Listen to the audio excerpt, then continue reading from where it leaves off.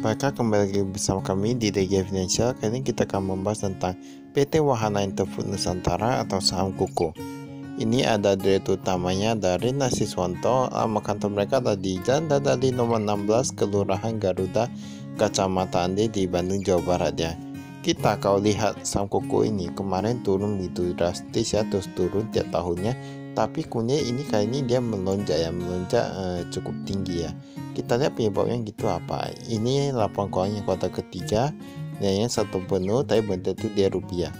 Kas dan setara kas kita lihat anjlok drastis dari 100 miliar menjadi beberapa miliaran saja. Ini total asetnya dari 528 miliaran sekarang tersisa 437 miliaran.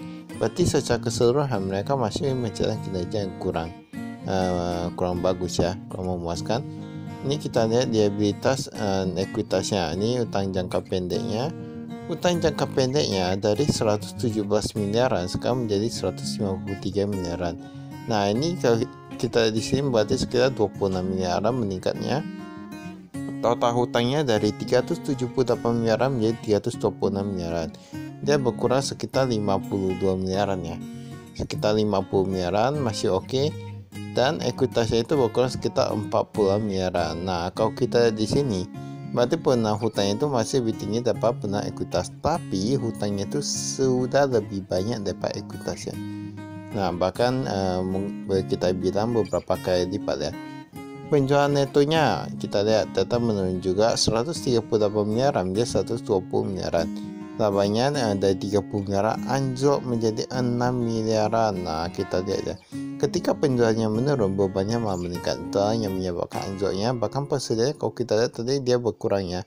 Nah, laba rugi usaha dari untung 4 miliaran sekarang hanya tersisa rugi 16 miliaran. Mengapa bisa begitu? Nah, beban-bebannya tinggi. Kemudian ini bahkan menjadi 40 miliaran. Nah, laba rugi yang kepada entitas itu sekitar 40 miliaran. Mengapa bisa begitu? Karena ketika hutangnya banyak, mereka mendapatkan beban bunga. Mereka dapat beban bunga, otomatis mereka belum dibayarkan gitu, jadi dia bertambah ya. Dia bertambah sekarang menjadi rugi 40 miliaran. Bayangkan sendiri ya. Ini komisaris utama ada GD, kemudian ada Tony, ini gak ada yang berubah nih. Kalau kita di sini gak ada yang berubah. Nah, tapi alasan mengapa saham KUKU ini bisa meningkat. Nah, ini berarti nanti kita lihat kinerja yang berikutnya mengapa secara keseluruhan mereka masih belum menorehkan sebuah kinerja yang cukup memuaskan ya, karena dilihat dari yang sampai kuartal ketiga saja bahkan masih minus cukup banyak ya.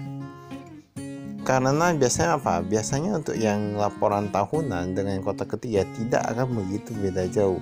Tidak akan begitu beda, apalagi ketika dia sudah mencapai kerugian di laba kuartal ketiga. Dan biasanya seperti itu, kita sudah bisa melihat menilai secara tolak ukur lah. Itu gimana dengan pendapatan ke depannya. Selesai bisa dilihat ya. Ini kasnya kita lihat 27 jutaan menjadi 11 jutaan. Ini ada target deposito kemarin, sekarang udah gak ada. Kemarin deposito 90 miliaran, sekarang udah gak ada. Bahkan total kasnya ada 100-an miliaran, sekarang menjadi 3 miliaran. Intinya gimana? Sebenarnya dulu mereka punya uang 100-an miliaran. Mereka punya uang gemuk, kas gemuk, sekarang udah jadi kayak gak ada uang.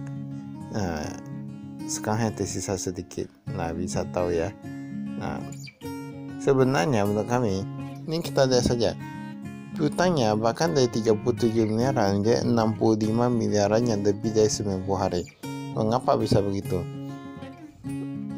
Ini entah karena gak dibayar atau ya, soalnya ini memang orangnya itu entah sengaja gak mau bayar atau gimana, gak tahu ya.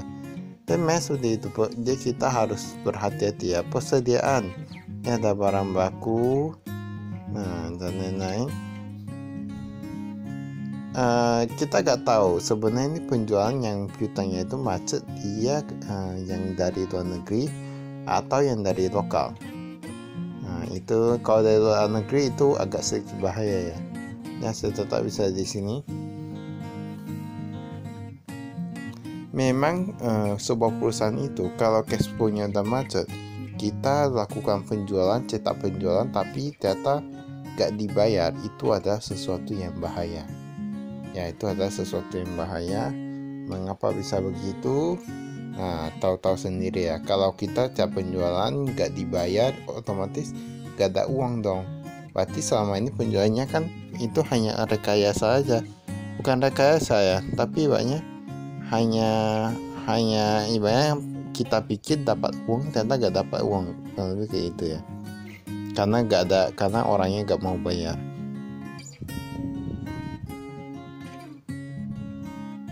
Ini pemegang sahamnya, kita lihat di sini modal saham 0,6, 0,1. Memang susah juga ya kalau apa ya.